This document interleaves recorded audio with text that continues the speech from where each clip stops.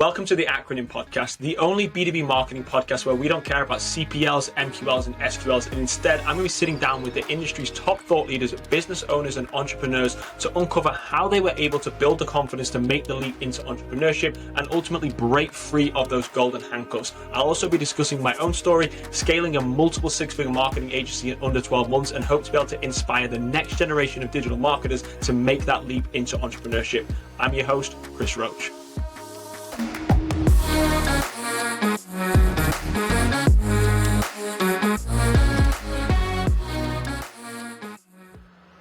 Welcome to another episode of the Acronym Podcast. In today's episode, I'm joined by Diego Oquendo, who is the founder of Vulcan Marketing. Today, we're going to be discussing how he was able to make that leap into entrepreneurship, how he's managed to leverage his own personal brand for explosive growth, and how he's been able to actually diversify into becoming one of the leading B2B marketers. I'll see you in the episode. Hey, Diego, thank you so much for coming onto the podcast. Really excited to dive into your background, starting an agency throughout this episode. Thanks for having me, Christopher. I'm sure this will be a really exciting show and cannot wait to dive in on some of the interesting topics on entrepreneurship and marketing. Absolutely. So can you just start off with just giving us a little bit of a background on yourself and Vulcan Marketing and what it is exactly that Vulcan Marketing does? Yeah, so I started running marketing or marketing in general in 2017. I'm very young. I'm just 21 years old. So I started in marketing when I was just 16 years old. Oh, wow. And I started freelancing. Yeah, I started freelancing when I was really young for some local businesses. And exactly the same day I turned 18, I decided to start Vulcan full-time and build an agency. So I started like gathering a list of local clients, started reaching out to them and build like a portfolio of clients. But then just 3 months in, when I started Vulcan, 2020 started, the pandemic hit, and it was really tough. So that first year of business was, very dark. But thankfully, I had a strong support around me and I had some savings. And so I kept going. I started experimenting, trying new things, but I'm not gonna lie, it was a really tough year. And then that same first year in if I'm not mistaken, November 2020, I started posting on LinkedIn. Like that was as a spoiler, that was like the best decision I could have made in my career. And I started just creating some content, experimenting, seeing what lands. And I spent like 3-4 months getting barely any engagement, but I have faith. So I started connecting with new creators. I started, interacting with new marketers. And then I started to notice my results on LinkedIn started to compound. I started to gain a following, started to get some results. And fast forward on 2022, which has been like a super huge achievement in the platform. I became a top voice, which like skyrocketed my results forward. And in 2023, I just recently, I also was named as a LinkedIn Rising Star, which also is pretty cool.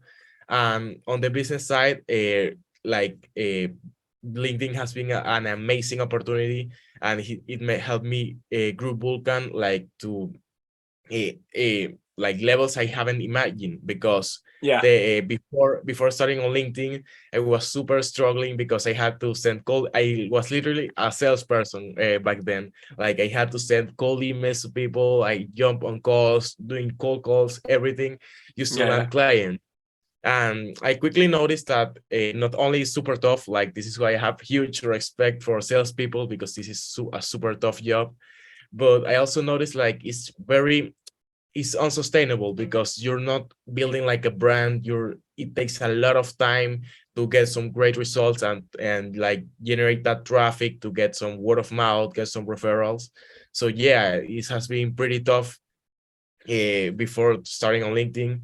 And well, after that, I started posting on LinkedIn. I started getting some clients, and thanks to that, I like made a full pivot to going to the question of what we do. We used to work with like e-commerce companies and some B2B companies, but thanks to the nature of the platform of LinkedIn, you mainly see B2B companies, and we made the switch directly to working with B2B companies, tech companies, SaaS companies.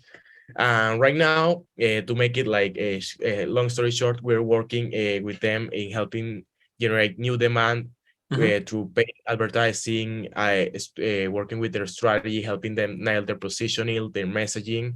So like it's like we have like a mix of strategy work, then working with their helping them figure out their positioning, their messaging, and some execution work, helping them run paid ads, scale them, and it's like a really great combination that has been working well for us. That's awesome. There's so many things that I want to dive into there. Starting with, you started the company at 16, you went full time at 18, you're now only 21 years old, which I think a lot of people that are connected with you on LinkedIn, including myself, didn't realize. I didn't realize just how young you were. The success that you've managed to have, you're a 2023, rising star on LinkedIn, absolutely killing it. Do you think the fact that, you kind of fell into this at 16, and you really haven't been out there and worked, in the workforce, you've not been and got a job somewhere, you don't have that fear of leaving, has it almost helped you, the fact that this is your only option right now? I mean, this is what you went for. This is, it seems like there was no second thought. You just kind of went for it. And to start at 16 is crazy early, because I'm consulting with, directors of marketing who are, mid 30s, early 40s, who are still on the fence about starting a company. So to hear you at 16, was there any imposter syndrome with that, or fear of, hey, do I know what I'm doing? I mean, it's 16 years old. Like, do you know what you're doing? Yeah, I mean, still face it today. I think Yeah. this is like, I will say there's a lot of things here. For example, something that happened to me when I started on LinkedIn is that I saw the big creators. I started seeing like Chris Walker. I started seeing Yeah. like Bennett, all these great creators that I really appreciate and I believe are really great marketers.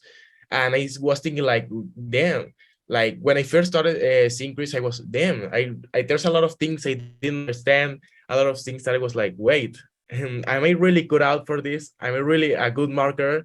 And the imposter syndrome was hard because I was like, whoa, there's a lot of things I don't know. So this was like a frightening. Like I was really like, damn, I'm really a good marketer. But it was also really exciting because I was like, yeah, there's a lot of things that I still can learn, still a lot of things that I can like do, a lot of things I can learn that I don't know, that I can take advantage of in my marketing. Like I saw Yeah. it as a strong opportunity to. So yeah, this imposter syndrome is strong because especially in B2B, a lot of like many of the big creators, many of the big marketers we see are not, I was going to say old people, no, not at all, but they're like older in terms of in their 40s, they're in their 30s, and you might have like a fear, Yeah. as you said, imposter syndrome. So it's tough, but I see it as an opportunity because if I start young, I know that in 5 years, 10 years, like I will be very ahead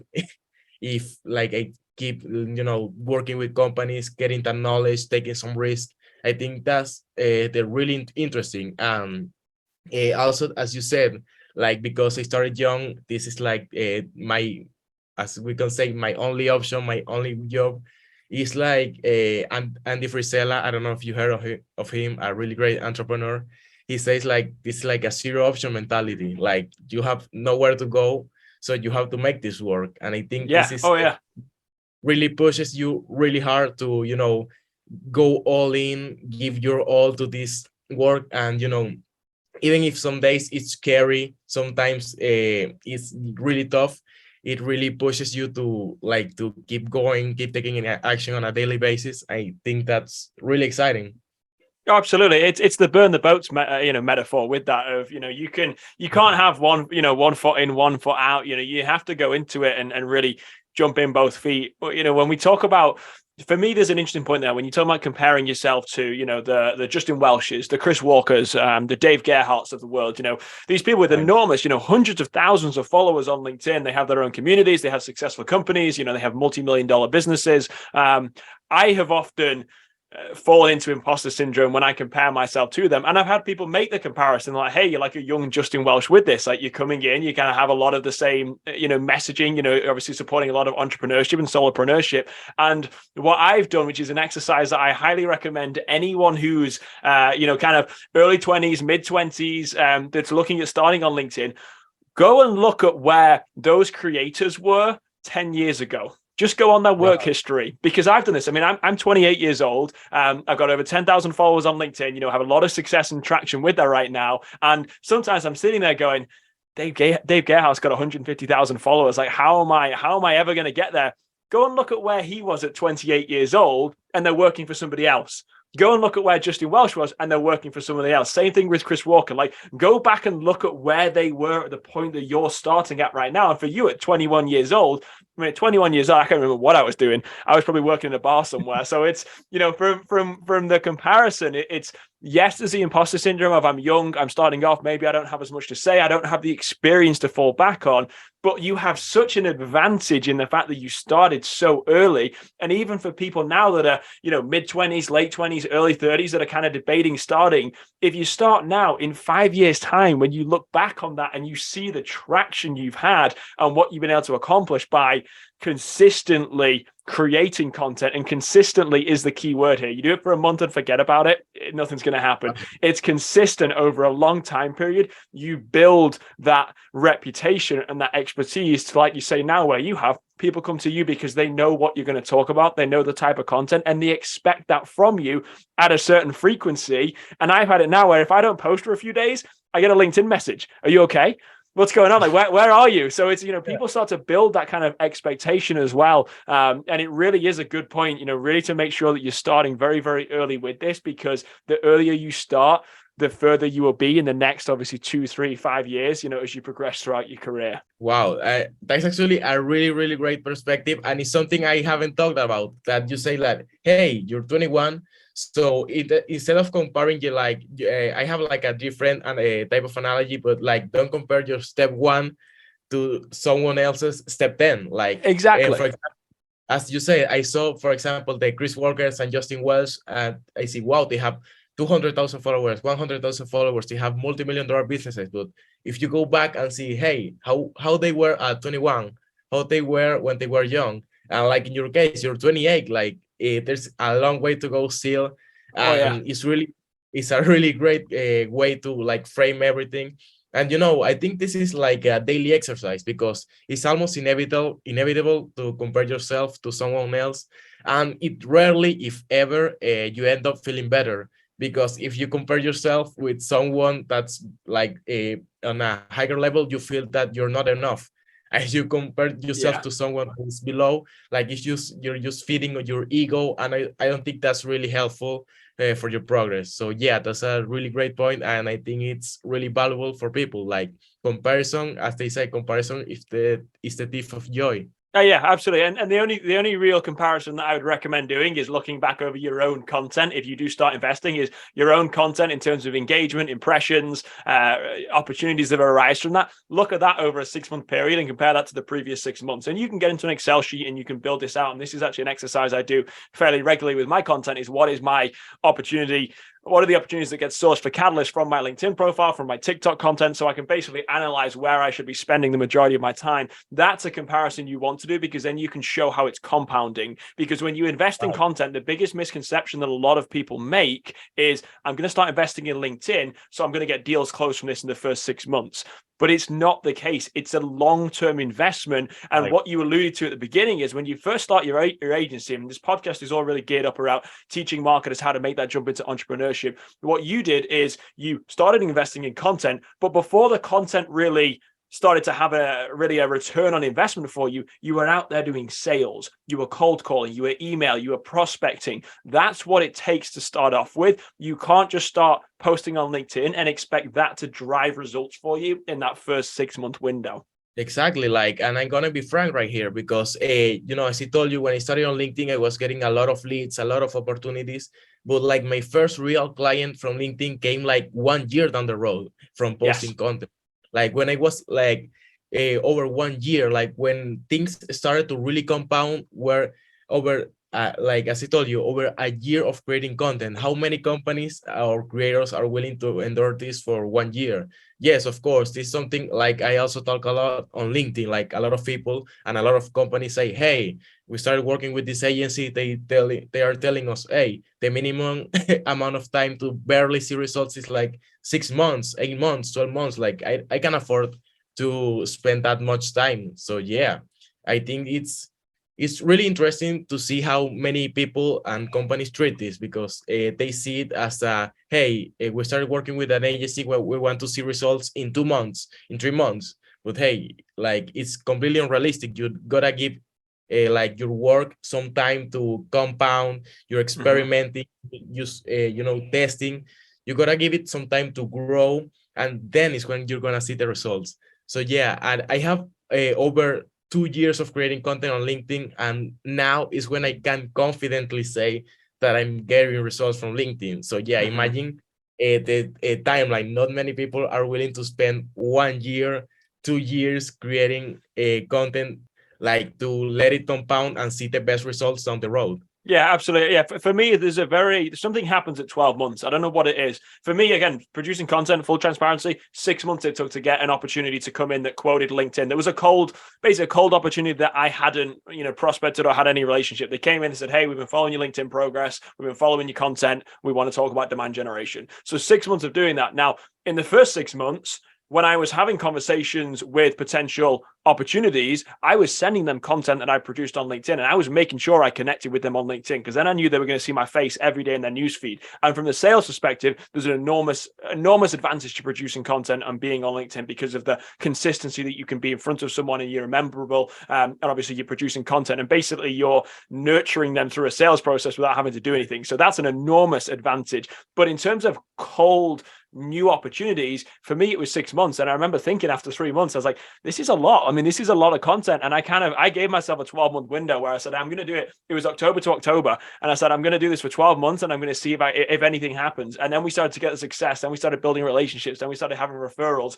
But something happens at 12 months. It's a flip that happens. I don't know what it is, and then suddenly you start to and suddenly it compounds. Suddenly the consistency of just showing up has started to kind of reap the rewards. And now we do a little bit of prospecting through, platforms like Upwork and job postings and things like that. But it's not a lot. A lot of our business now is just purely reliant on inbound and through my own personal networks now. Yeah, you know what's funny? When I reached the first year on LinkedIn, I didn't have a single post cross over the 100 like mark, 100 likes. And exactly the post where I like announced that I reached a 1 year and I share my lessons, that post got like 300 likes, something crazy. Yeah. And I had some opportunities there, and none of them closed, by the way, because virality doesn't create the best opportunities. This is something we can talk about also. But then, like the next year, I had one post cross the 100 likes mark, and now in the last 6 months, I had like 4 or 5 posts cross the 100 likes mark. See, backwards, it's crazy the growth that you get and the compound results that you start seeing.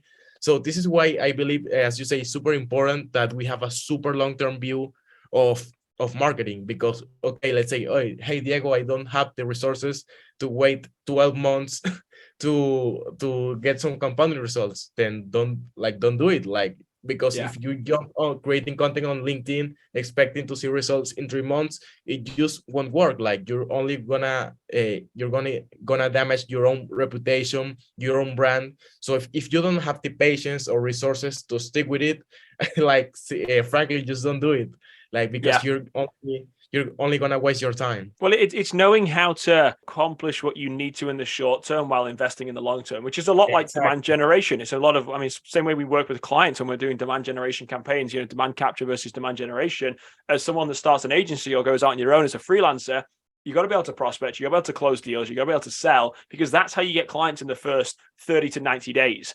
After 6 months, yes, you'll start to get some inbound. After a year, you'll get more inbound. By 18 months, it's probably all going to be inbound for you then. And that's great, depending on the size of where you want to grow the agency too. But nobody has 18 months to wait to get to that point. And that's where there's this fine balance for me at the beginning when marketers go and start an agency. They've got to learn to sell and prospect right out of the gate, because then they can start to get those quick wins. They can get those first couple of clients. They can build up a portfolio. They can build up testimonials and really a reputation. And a lot of being successful in business is just time in business. I mean, you just have to be in business for a longer time period. For us now, we're at 18 months. Something happens at 12 months time. You suddenly start to get people reaching out to you. Suddenly, the caliber of client just increases over and over again. It took us 12 months to get our first Series C client. Now we have 4, but you see how it kind of compounds over and over again. But it's not going to happen in that short window. So you really have to figure out a way to balance the short term versus the long term. Exactly. That's exactly, I completely agree with you. And that's like has been my own experience. Like I didn't have the blessing to have like for example, a course to teach me exactly how to do sales, how to cold prospect, how to outreach. So I had to rely on books and YouTube and a lot of failure, a lot of people telling me to, hey, stop sending me emails. It was really tough in the beginning, but as I always say, like that sales experience in the first few months of starting Vulcan has been an insane learning experience that's still serving me well today as a marketer. Welcome to the Acronym Podcast, the only B2B marketing podcast where we don't care about CPLs, MQLs, and SQLs, and instead I'm going to be sitting down with the industry's top thought leaders, business owners, and entrepreneurs to uncover how they were able to build the confidence to make the leap into entrepreneurship and ultimately break free of those golden handcuffs. I'll also be discussing my own story, scaling a multiple six-figure marketing agency in under 12 months, and hope to be able to inspire the next generation of digital marketers to make that leap into entrepreneurship. I'm your host, Chris Roach.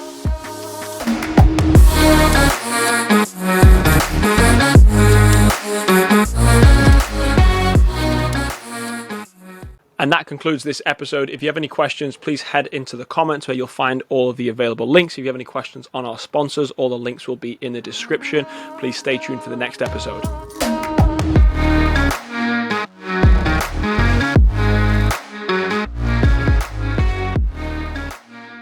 We're going to take a quick moment to pause this episode and thank our sponsors. Firstly, we've got the first sponsor, which is True Classic, the clothing company. As you all know from all of my content, I've been wearing True Classic for the last 18 months, and it truly is the staple of my wardrobe. What I find is that a lot of the clothes that I buy previously were all too baggy. They didn't fit right. The best part about True Classic, not only is it incredibly soft, but for those of you that have broader shoulders, that have larger arms, who just tend to be a little bit more athletic, the fit is absolutely amazing. It makes you look great. And a lot of people call these really the push-up bras for guys. I can tell you, when you wear these t-shirts, you look good. If you're interested in trying True Classic, there's going to be a link in the description of this episode. There's going to be my personal link, or you can go to trueclassics.com/thechrisroach. Go ahead, check out the store. I guarantee you will not be sorry if you start wearing True Classics. If you do end up purchasing them, please let me know what you purchased. I'm curious to hear feedback. Moving on to our second sponsor, which is the Independent Marketer, which is an online course and community that I've created to be able to teach digital marketers how to go out and break out of the golden handcuffs and ultimately launch either their own freelancing career or build it into their own digital marketing agency.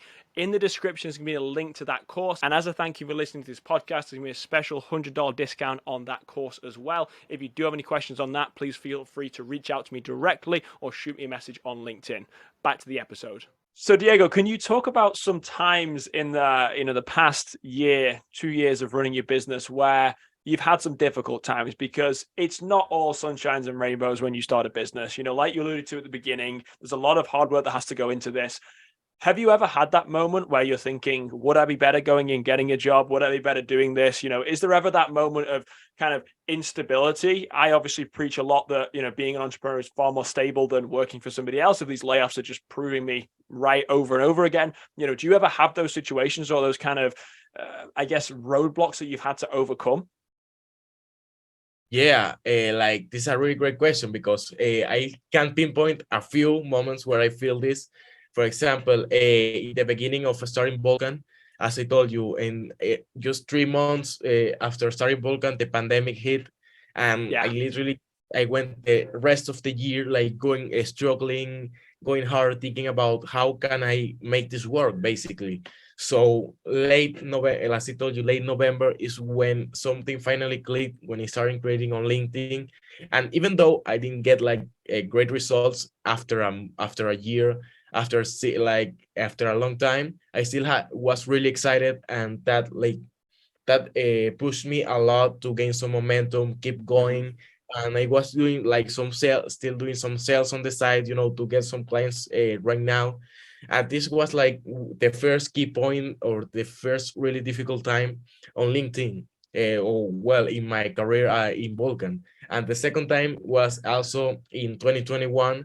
I would say around the same time, like in Q1, Q2, about of 2021, is right before I was getting like again results on LinkedIn, and it is happening also in early 2022 actually, when I was feeling like, man, is this really worth it? Like, is this what I really want to do? Because Yeah, I was seeing friends getting jobs.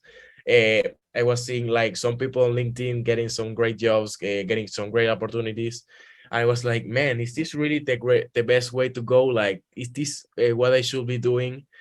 And then it was really tough because I was not I was getting some results but not enough. And I there was like a point in 2021, late 2021, where I was like thinking about quitting like every day. Like I yeah. didn't know what to do. I was like, man, this is really tough. But man, I really don't have a choice. So I just, it was really, really tough, but I just kept going day after day, just kept going, just doing the daily actions. And I think this is really important also, because when you focus a lot on the outcomes, like for example, hey, I want to get 2 clients this quarter. I want to reach 6 figures in 2023. I want to do this. I want to do that. But the problem is when you like have that kind of mindset, that kind of expectations, when if you don't reach this goal, like you will be very depressed, won't feel very well. So I think it's really important that when you're running a business, when you're starting out, it's great that you have goals, that you have expectations, but it's also really important that, as I like to say, like just focus on those daily habits, those daily things that will compound on a daily basis. Like, instead of focusing, hey, I want to get 2 clients this quarter, break it down. Do, like, for example, if I want 2 clients this quarter, what I have to do? Well, I can close one deal for every 10 clients, for example. So that Hmm. means I need, I don't know, doing the math, like I need 20 opportunities, for example. Yeah, 20 opportunities, like, and then you start breaking it down to the most practical way possible. For example, hey, I will post 1 time a day on LinkedIn. I will outreach 10 people a day. I will send 5 emails. That's how I like to see it. Like, when you focus on goals, it's great that you have them. It's great that you have, for example, a North Star. But if you use those goals as a direction, like you say, hey, if I don't reach this goal, I don't know what I'm going to do. Like, just take a step back. Don't focus on, like, hey, if I don't like, detach yourself from the outcome, and just hmm. focus on those daily actions. Hey, I will post 1 time a day on LinkedIn. I will send 5 emails. I will connect with 10 new people every day. Just focus on those daily actions. It's, and I will say, trying to attribute revenue to an individual post on LinkedIn is a pointless exercise. You're never going to figure out which post did that. So if you're looking at this, and just to clarify for listeners, don't try and figure out, if I post 5 times a day, I'm going to get 5 meetings a month, from that. Yeah. There isn't that direct correlation from that. And again, the personal branding side of it, to me, is a long-term investment. When you're first starting off, and I agree with the concept of, you don't want to have goals that are unattainable, because then when you miss them, you're going to feel bad about it. But at the same time, the mistake I made in my first year is my goal wasn't high enough. So I was, for context, when I was leaving my company, back in, what was it, the end of 2021, I was leaving my company, and I was making 6 figures, and I was going to start a marketing agency. And I realized that basically I needed to replace my salary. So my goal was to make 6 figures as a marketing agency. And it took us 6 months to do that. And then I was at a point where I was like, okay, I kind of let my foot off the gas because I just wasn't really hungry to do that. I'd already replaced my You're income. We made the complacent. $100,000. I became complacent. And I remember there's about 3 months in 2022.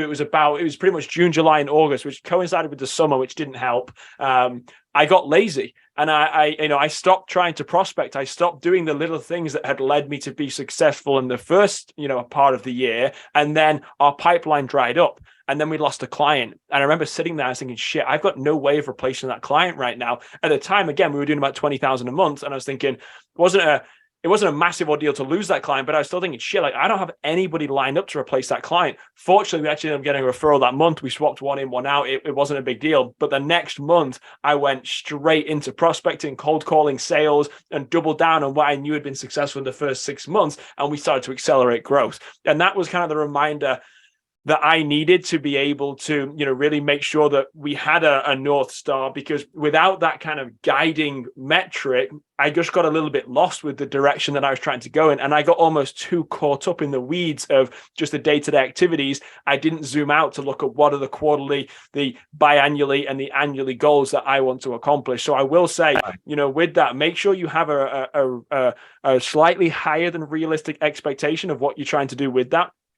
And then go for it with a purpose. And like you say, you can reverse engineer the number of calls you have to make, the number of meetings you have to set, the number of opportunities that you can close, the number of new clients you can bring on. Once you've been doing this for 6 months, you may find your conversion from, for instance, applying for a job on Upwork, messaging somebody on LinkedIn, sending a cold email. You can figure out what those conversion rates are. And if you say, right, my goal is to bring on 1 client a quarter or 2 clients a quarter, I know how many prospecting phone calls I need to make to create the opportunities to be able to do that. And that's how you can scale systematically without relying on things like referrals, because referrals are great. I mean, I love referrals when we get them with our business, but you can't rely solely on referrals. You have to have that outbound engine built up as well. Exactly. I completely agree. Like, this is a really great point. And for my goals, I always like to err on the side of going too ambitious, because like, this is another example for Andy Frisella. Like, he says, hey, if you put yourself a goal of reaching $1 million, for example, and you reach it, you feel fine. But what if you put yourself a goal of reaching 5 million and you reach 3 million? Like, you will be like, you haven't reached your goal, but you will be far ahead from giving yourself a less ambitious goal. So that's how I like to operate myself. Like, I like to get really ambitious with my goals, and also having a strong focus on what I have to do on a daily basis to reach this point. And as you said, that's a really great point too, when it comes to marketing. Like, I know what activities I have to do on a daily basis, but I don't obsess over, hey, will this post drive revenue? Will this post be great for getting leads? Like, if you obsess over this instead of saying, hey, will this post, will my audience care about this post? Will my audience receive value from seeing this type of content? That's for me the number one thing. Like, if you obsess over what you're gonna get from a piece of content, from like running sending a cold email, sending a cold call, when you focus too much on yourself, you end up losing sight of the actual person you're sending the message to. Like, if you focus, hey, if this post doesn't get 50 likes, I will suck. I don't know, something crazy like that. Like, when you have this type of mindset, you're setting yourself up for failure. So I think this is really important, to like get strong goals, know what you have to do on a daily basis, but also don't obsess or don't attach yourself to the outcome. Like, don't obsess over getting revenue, of reaching this goal. Just focus on those daily actions that you have to take. Yeah, absolutely. I know I want to change gears a little bit. You are obviously not based in the US, you're based in Venezuela, but I imagine you're working with a lot of US based SaaS companies. Right. Is that correct? Yeah. So how does that come about? How have you found that you've been able to, attract those US based companies? And, just for me being in the US, obviously I'm British, but living in the US, obviously we, again, primarily work with US companies. We work with some in Israel. We work with clients in England as well. We do have kind of a spread of our clients. I'm just curious how you found working with US clients, being international, because that obviously can be an inspiration for a lot of people here that are saying, hey, I want to go and travel. This is an element of running a marketing agency. You do have complete time and financial freedom if you can figure it out. So how have you managed to kind of handle those international barriers? Right. So I also have it's also a great point of working remote because I also have a client in Peru. I have some Latin American clients, which, is also creates a lot of confidence when Mm-hmm. a lot of people say, hey, you're also from Latin America, you understand us, we'd like to work with you. Yeah. And I think this is really cool. And it like, I will say like it came by accident, quote unquote, because, from interacting, starting on LinkedIn, interacting a lot with a lot of US, UK based marketers, creators, companies. I ended the opportunities I was getting ended up being from companies from Europe, companies from the US. And Yeah. I think this technically it came accidentally because I didn't plan to work with US companies, to work with UK companies, but it has been a really, really cool experience. And I gotta say, like, for those people that might feel like might fear this, might feel like, hey, this is too big. Like, imagine starting your own marketing agency and getting like an opportunity to work with a Series B, Series C company that is making millions in revenue. This might be scary, but I see it from the other side. Like, this is a complete blessing. Like, for example, if it weren't for the pandemic, I would be working with local businesses, getting paid like 10 times less, probably. And people, like, it's a really huge contrast. For example, a local business would struggle to pay you $500, $1,000.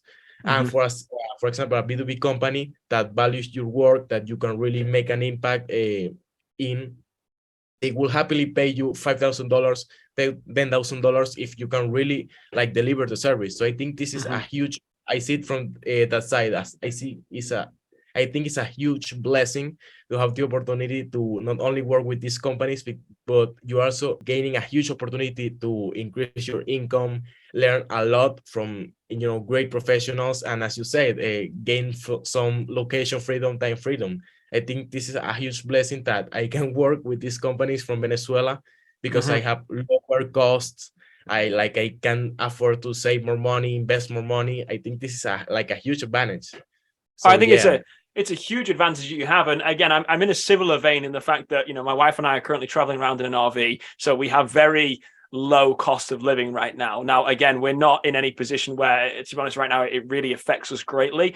But I know worst comes to worst, we can wind back our expenses to minimal amounts per month and survive with one client. If worst comes to worst happen, one client would really support us for what we need at the moment to cover expenses.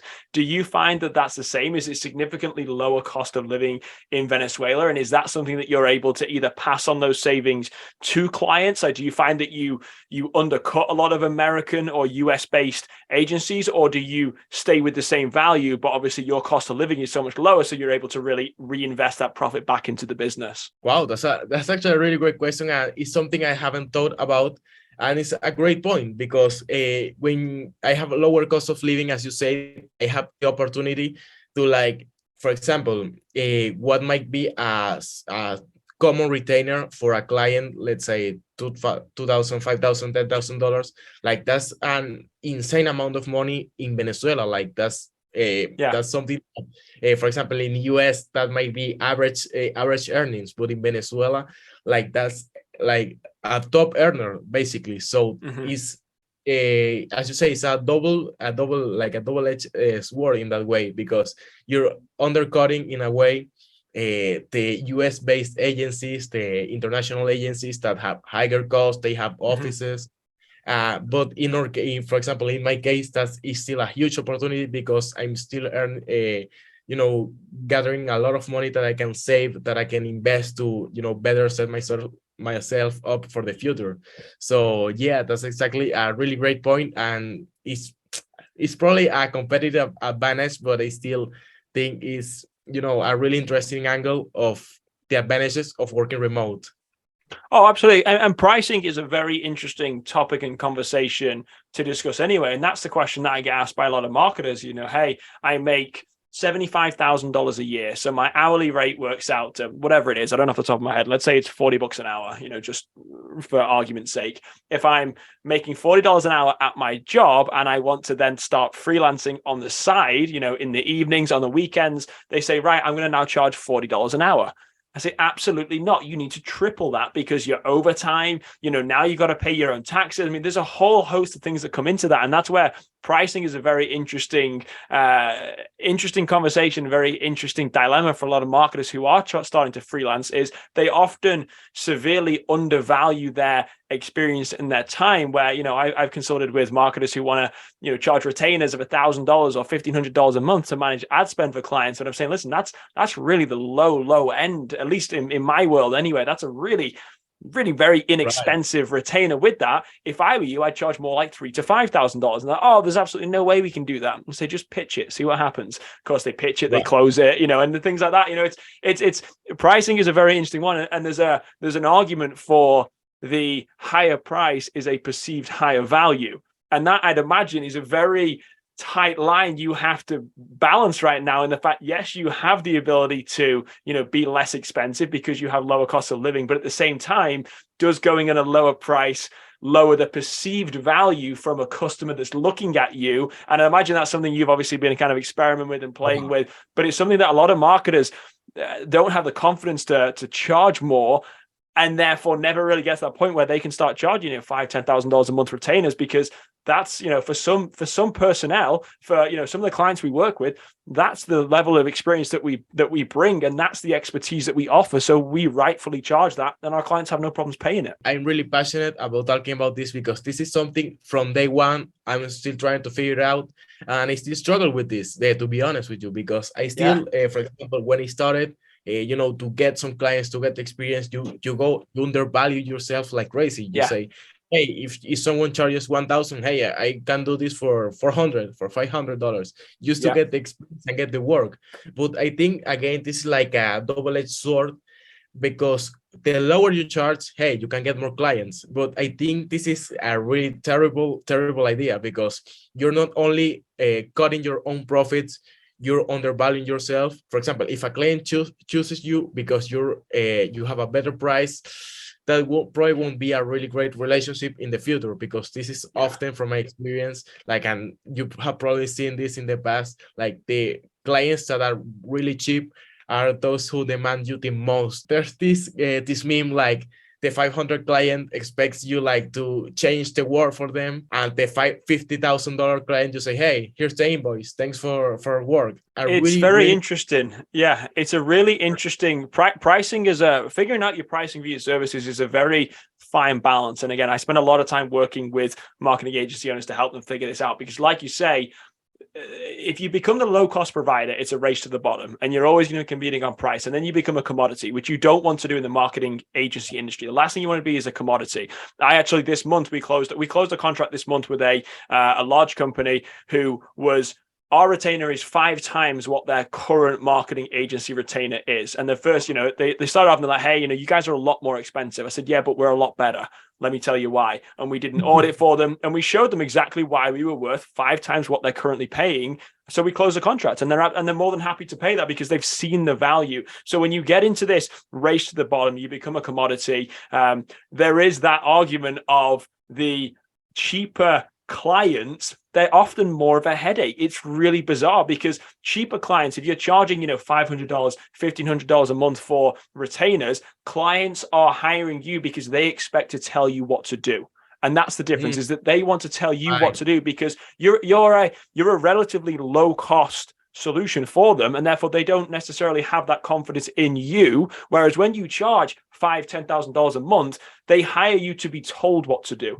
And that's the difference, is when you come in as a consultant at $5,000, $10,000, $15,000 a month, whatever that kind of range is. And I know consultants that are charging $30,000 a month. It's nuts. When you come in as a consultant, they're hiring you for your expertise and for you to tell them what to do. So there's a lot more respect and really appreciation for your expertise. And that again can be very clearly reflected in the pricing. And that same consultant could charge $1,500 or $5,000, and they could offer the exact same service, but I guarantee the client that's paying $5,000 is going to be much less of a headache than the client that's paying $1,500. It's just always the way it works out. And that's something that, again, when I work with marketing agency owners, figuring out how to kind of structure the pricing and package these deals together, 9 times out of 10, they're severely undercharging. And then they start charging more. They need less clients. They deliver a better product, and they're more profitable, and they can scale much more aggressively.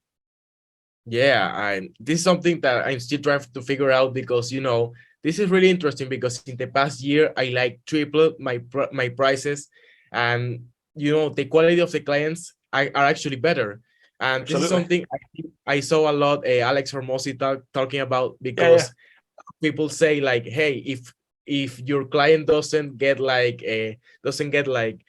make a face, a reaction when they hear your pricing, then you're probably not charging enough. And I think that's Yeah. completely true, because and you say a really great contrast, because when a client hires you and you're charging them $500, $1,500, like a very low retainer, they're expecting you to be a order taker. They aren't expecting you to be the expert, the person that's working alongside them. I think this is also one of the reasons why charging less is not the best idea, because people will expect you, and will use this pricing as a leverage. Hey, if they're willing to be cheap, they're probably not the greatest. They probably don't have a lot of experience, and this will only harm your own business and your own profits in the future. And that's, to be honest, so that's one of our actually one of our disqualifiers when we talk with clients is any pushback or negotiation on price, and we disqualify them as being a potential customer, because we found, and I made that mistake early on when we were first starting off. I had clients that I did negotiate with, and they said, "Hey, we charge you 5,000." They said, "Listen, would you do it at 3?"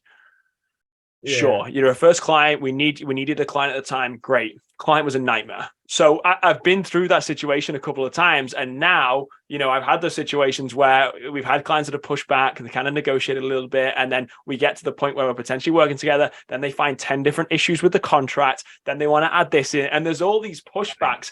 And I found that the earlier signal is just, if they negotiate on price, then they're not a good fit for us, because we know what we offer. We know the quality of service that we offer. And therefore, if they don't see that value, or they think you're expensive or you're overpriced, good. We are expensive. We absolutely are expensive. We're an expensive agency because of the quality of the work that we offer and the expertise that we have. But that's where we want to be positioned. Therefore, we're not willing to negotiate on any pricing with potential clients. And I found that's a very interesting way of weeding out bad clients very, very early on. It can save you, especially if you're having a lot of sales meeting, it saves you a lot of headaches in terms of wasted energy and time with actually trying to close deals that are never going to close anyway. Absolutely. And this is a really great conversation. And I think I don't know what you will advise early marketing agency owners, but I think like early on, let's say you get your first 2-3 clients, hey, you can charge less just to get that experience. You used to get like those testimonials, and even if you don't do the greatest work, you gain a lot of experience. And then after you get your portfolio, after you get like some happy customers, then you start charging what you deserve. Let's say what you deserve to charge. Because early on, for example, let's say you weren't gonna say, hey, we charge $5,000 for this service. Whoa. And what are your testimonials? What are your experience? Like early on, maybe you can be on the cheaper side just to get that experience. But then after you get that in those initial clients, you definitely should raise your prices heavily. So the clients that come in are people that really value your expertise, that really appreciate the work that you do. Mm-hmm. And I think this is really important. Like I see a lot of people, and this is also I face it myself. The moment you make the switch, like it's insane, the switch when you go from charging like a below average in the industry to charging a premium. Like it completely changes the quality of your clients and how they treat you and the work that you do.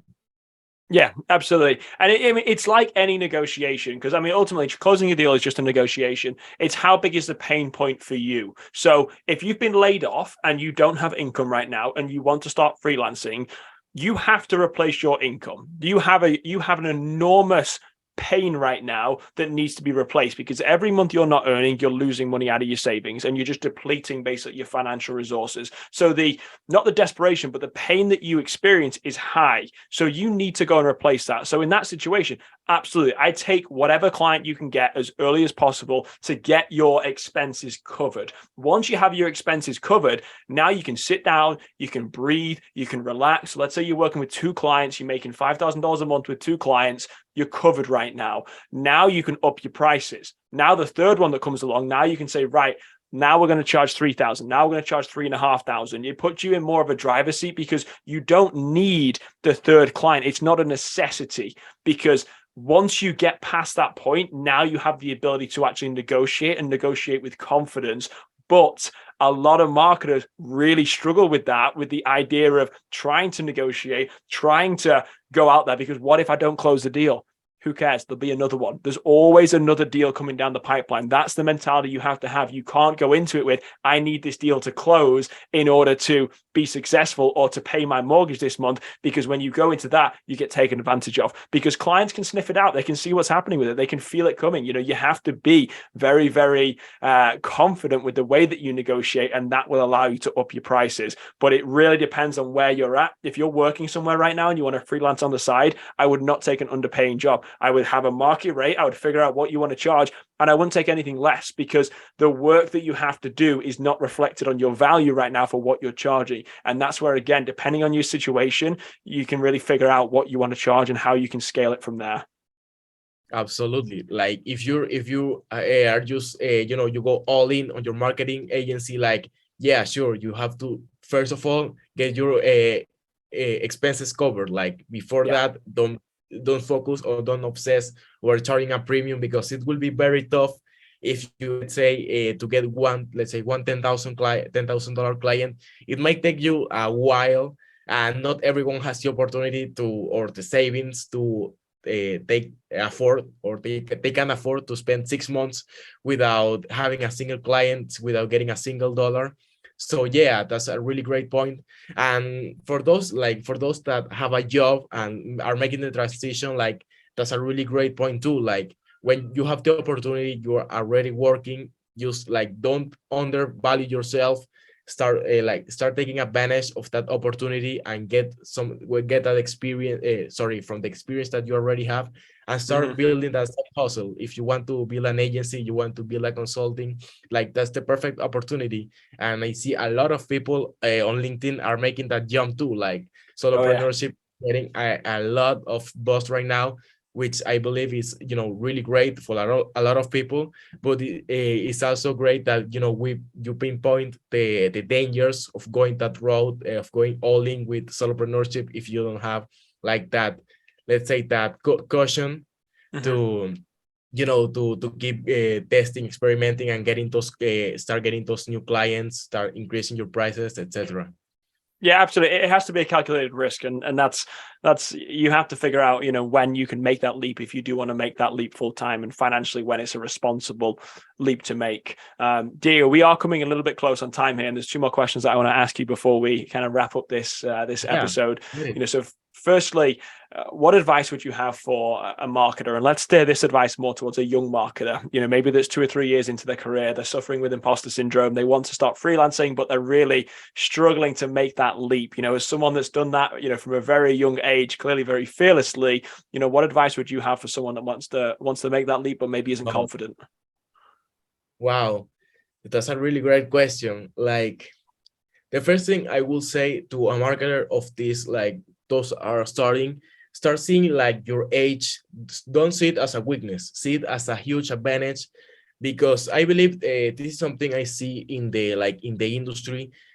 When it comes, this is like a paradox when it comes to industries like marketing. Like a lot of people value young people more, like because they think they have new ideas, they have a lot of innovation, they have a lot of energy.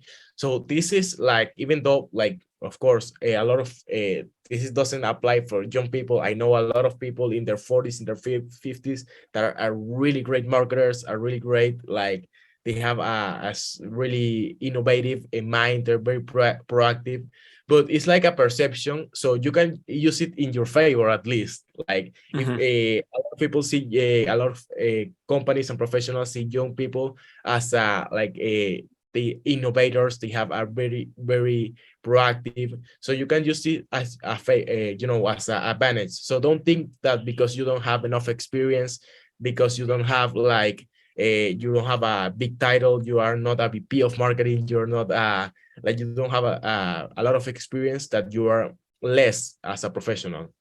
Use this experience and be transparent about it. Like understand that you don't have the greatest you're not super advanced in your career, but Hmm. use this as an advantage, that you can learn a lot of things, that you can you can make you don't follow the old playbooks, you don't follow the classical advice, you can make a lot of things in a unique way.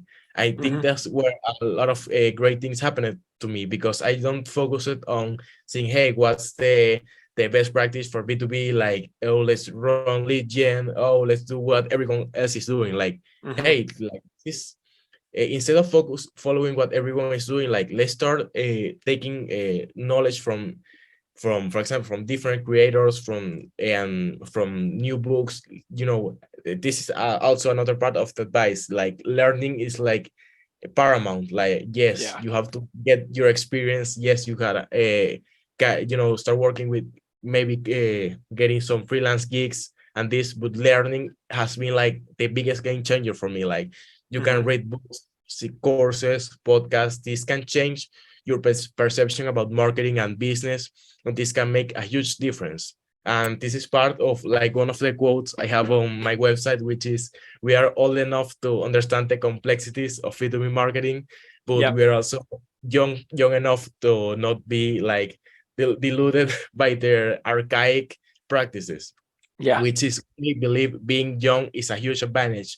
You have the energy and the no and the, let's say, the power to innovate, but you also have like the opportunity to learn from the, let's say, from what already works, and you can combine the two, and that's where the magic happens. So don't see your age as a weakness, see it as an opportunity to to advance your career. And another thing I will say, like, this is clearly biased, but you gotta build your brand. Like Yeah. if you rely on, let's say, if you want to build an agency or be a freelancer, if you rely on platforms, you rely on, for example, you use Upwork, for example, your brand is attached to that platform, to that company. So I will say, like, one very important thing is start building your brand as soon as you can. Start creating content, start sharing your learnings, your failures, your wins in your journey. This will be a huge game changer. Hmm. And like I will say that with confidence, creating on LinkedIn has been my best decision in my career. And because having the opportunity to build your own brand that will serve you for literally forever will be Hmm. a game changer. And especially with your when you're young, you will connect with a lot of great professionals, you will connect with a lot of people ahead of you, and often the great thing is they're willing to help you. I think this is the best thing of Yeah. of having connecting with great people in a platform, building your brand. There will be opportunities will come to you if you are, you have good intentions about it. You don't want to, to beat everyone. You don't want to take advantage of people. If you have this a little like more on the, let's say, on mindset, if you have clear intentions and you really want to, help people in the platform, learn from them, like they will be willing to help you and you will advance your career a lot. Yeah, and I was, I mean, I launched my first SaaS company at 21 years old, and I still have connections from that company that have made referrals to me now with Catalyst 3 businesses later. So Wow. there is this innate feeling. A lot of experienced either marketers, a lot of experienced business professionals, people have when they want to help people that are young. They want to help, people that hustle, that show that they're doing things a little bit differently. So when you start and you make that leap, you will find you attract mentors very, very quickly and very easily from doing that. That's exactly why I do my Friday office hours, is to meet with marketers that want to have that inspiration, that need that little bit of a push in the right direction, to be able to kind of pay that forward. Because I've been through that myself throughout my entire career of having, very established mentors who have really been able to guide me in the direction that I've been able to go. And I'll just kind of finalize and wrap this up as a kind of a whole episode by saying that a lot of the consulting that I'm doing is with young marketers that are fearful of making that leap into entrepreneurship. They don't feel like they have the experience. They have that imposter syndrome. But I'm also consulting with a lot of VPs of marketing and chief marketing officers and director of demands who are mid 30s, early 40s, early 50s, who have the exact same imposter syndrome that they're battling as the 25-year-old. So don't feel that the experience is going to somehow remove the imposter syndrome, because, spoiler alert, it's not. It happens throughout your entire career. There is never a time where you feel 100% confident making that leap, or you feel that you have everything figured out and ready to go. A lot of it is just taking that first step and kind of that blind leap of faith. And once you do that, things start falling into place, and you will make mistakes and you will fall down. But as long as you get back up again and you continue to progress forward, that's how you can learn how to become an entrepreneur. It's not something that you figure out throughout your career and then suddenly you have that confidence to be able to do. Absolutely, man. Completely agree with you. Awesome. Well, last question then, for those that are listening that want to learn more about you, your story, Vulcan Marketing, how can they reach out to you? Where can they find you? Yeah, so I have two main platforms, or two main ways you can reach out to me or you can find me. First, LinkedIn. I post there frequently. I'm posting there 5 times a week approximately. If you want to connect with me, you can chat with me. You can send me a connection request on Diego Oquendo. Or the other way you can find me, if you maybe want to work with us, you can learn more about what we do in our agency, is vulcanmarketing.com. That's our website, and you can shoot me a message if you want on LinkedIn, or check our website if you want to work with us, or simply you want to learn more about us, connect, check my content. Those are the two main channels where you can find me.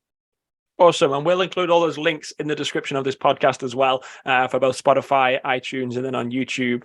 Diego, it's been an absolute pleasure having you come on the podcast today. Really enjoyed our conversation. I think there's a lot of very hot takeaways that will obviously be able to, hopefully inspire that next generation of marketers. Thank you. Yeah, thank you, Chris. This has been a really, really fun chat, and I hope people get some value out of this show. And yeah, it has been a really fun chat, man. And that concludes this episode. If you have any questions, please head into the comments where you'll find all of the available links. If you have any questions on our sponsors, all the links will be in the description. Please stay tuned for the next episode.